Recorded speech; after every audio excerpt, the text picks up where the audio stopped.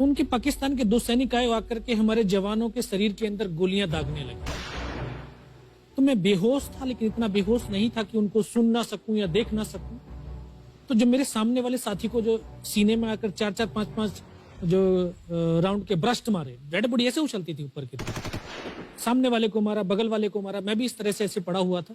उसने फर्स्ट में यहाँ पर ब्रस्ट मारा, फिर मेरे पैर में 2 जगह पे मारा। उसको मैं देख रहा हूँ कि धुआं निकल रहा है, लेकिन उस गोली की पीड़ा को चुपचाप पड़ा सहता रहा और उनको यकीन हो गया कि इनमें से कोई जिंदा नहीं। फिर बहुत गालियां दी, बूट की ठोकरें मारी। फिर काफी देर के बाद में उनका जो कमांडर था उसने बोला कि इनके वेपन उठा लो, और नीचे जो हिंदुस्तान का पोस्ट है उसके ऊपर दूसरे जो उनके साथी थे उनको सूचना दिया, उसके ऊपर कब्जा हमला कर दो। फिर ये आवाज भी सुनी तो मुझे लगा कि यार आज तो मेरी पूरी टीम खत्म हो जाएगी। तब ऊपर वाले से एक ही प्रार्थना करी कि मुझे इतने जिंदा रख दे कि मैं अपने साथियों तक सूचना दे सकूं और उनको बचा सकूं। और ये सत्य है कि अगर निस्वार्थ भाव और सच्ची श्रद्धा से उस परम पिता परमेश्वर को याद करते हो तो शक्ति जरूर साथ देती है। दोबारा से उसके साथी आए, पाकिस्तान के सैनिक आए और हमारे जवानों के शरीर के अंदर गोलियां दागने लगे। उन्होंने फिर उसी रोटेशन से गोली मारी, फिर भी मेरी बाजू में, पैर में गोली मारी। और तब तक एक विश्वास भी मैंने पैदा कर लिया था कि अगर इसने सर और सीने में गोली नहीं मारी, चाहे मेरा हाथ पैर दोनों ही काट करके ले जाए, मैं उफ तक नहीं करूंगा और मैं जिंदा रहूंगा। मैं उस विश्वास की बदौलत आज आपके सम्मुख भी बैठा हूं। उसने आकर के दोबारा से गोली मारी, तो जब एक कदम आगे गया तो उसने राइफल मेरी सीने की तरफ तानी। तब मुझे लगा यार अब नहीं बचूंगा। लेकिन कहते हैं कि जाको राखे साइयां मार सके ना कोई। और ये इस देश को हम भारत माँ बोलते हैं। जब तो बच्चे थे एहसास नहीं था, आज पता चलता है इसको माँ क्यों बोलते हैं, क्योंकि ये भारत माँ जैसा दायित्व और कर्तव्य का निर्वाह भी करती है। ये अपने बेटों की वीरता, शौर्य और पराक्रम को कभी दफन नहीं होने देती है। वाह क्या बात।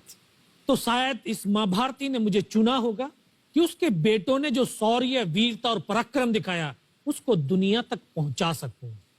जब उसने गोली चलाई तो यहाँ पर पर्स में 5-5 रुपए के कुछ सिक्के भी थे। जब गोली जाकर के सिक्कों पे टकराई तो मुझे भी आभास हुआ कि तो मर गया हूं। पाकिस्तान का दूसरा सैनिक आया, उसने आकर के मेरा AK-47 उठाया और वापस मुड़ा तो उसका पैर मेरे पैर से टकराया हो। तब मुझे लगा कि यार मैं तो जिंदा हूं। तब मेरे पास एक हैंड ग्रेनेड था, मैंने उसको पिन निकाली और उसके ऊपर ऐसे फेंका तो कोट के अंदर हुड लगे हुए, हुड के अंदर वो गिरा जी। उसने तुरंत पीछे की तरफ मुड़कर देखा, पीछे तो कोई मूवमेंट था नहीं।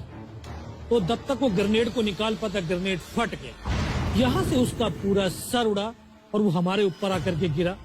जो पाकिस्तान के दूसरे सैनिक थे उनमें खलबली मची कि इनमें से कोई जिंदा है, कुछ बोले जिंदा नहीं, नीचे से रिइंफोर्समेंट आ गई है। तो उनमें खलबली मची। मेरा पास वही एक मौका था, मैंने दोनों हाथों से उसकी राइफल को उठाने की कोशिश करी, ये हाथ हिला नहीं।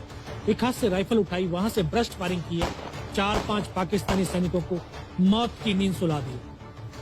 फिर बाएं हाथ से पलटा खाया, दूसरे पत्थर से 3-4 जगह से फायरिंग किया। तो जो उनका मोमेंटम था, जो हौसले थे, परस्त हो चुके थे, वो भाग खड़े। 2-3 मीटर गया, जाके देखता हूँ सामने उनके लंगर चल रहे हैं, उनका लिविंग टेंट बना हुआ, उनके जो हैवी वेपन का डिप्लॉयमेंट था वो सब कुछ वहां पे लगा हुआ। उस समय जहन के अंदर एक ही पागलपन था, अपने साथियों को बचाना। फिर मैं वापस धीरे धीरे रेंगता हुआ अपने साथियों तक आया। फिर मुझे लगा कि इनमें से हो सकता है मेरी तरह कोई साथी होगा, जिंदा होगा। उनको देखा, किसी का सर फटा हुआ था, किसी के फेफड़े निकले हुए थे। बहुत देर बैठकर रोया भी, फिर अपने आप को संभाला। चारों तरफ बर्फ ही बर्फ, पहाड़ी पहाड़। यह भी पता नहीं कि हिंदुस्तान किधर है, पाकिस्तान किधर है। 2.5 साल की सर्विस, 19 साल की उम्र, न उम्र का तजुर्बा न सर्विस का अनुभव, जाऊं तो जाऊं कहां। तभी एक ऐसी शक्ति थी जो साथ दे रही थी।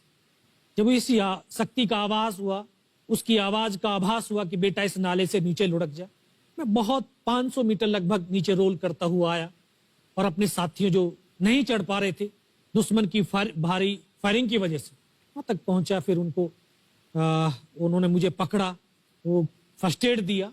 फिर वहां से जो हमारे कमांडिंग ऑफिसर कर्नल कुशाचंद ठाकुर, फिर उनको सूचना दिया। तो ये लगभग 1:30-2 बजे का समय था। वहां से फिर कमांडिंग ऑफिसर तक मुझे ले जाया गया। फर्स्ट एड तो हुआ, लेकिन ब्लड इतना निकल चुका था कि दिखाई देना बिल्कुल बंद हो गया था। जब उनके पास पहुंचा तो उन्होंने बोला, बेटा मेरे को पहचानता मैं कौन हूं? बस अब आवाज सुनाई दे रही है। बोला, मैं तेरा commanding officer colonel Kushal Chand Thakur.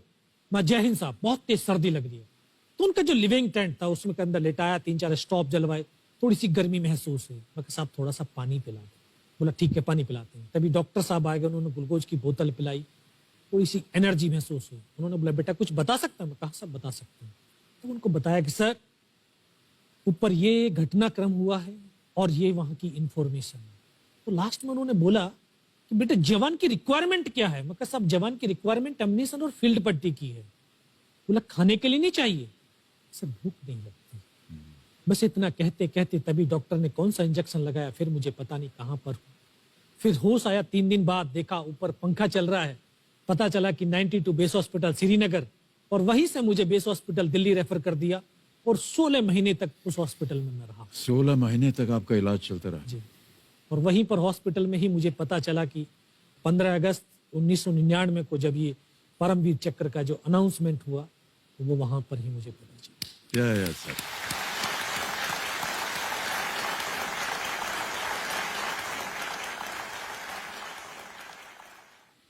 Sir हमको यकीन नहीं होता कि कोई भी इंसान जब ऐसी परिस्थितियों से गुजरता है तो उसका बयान कैसे कर सकता है, लेकिन ये आपने अपनी बहादुरी का एक परचम जो है वो फैला दिया है।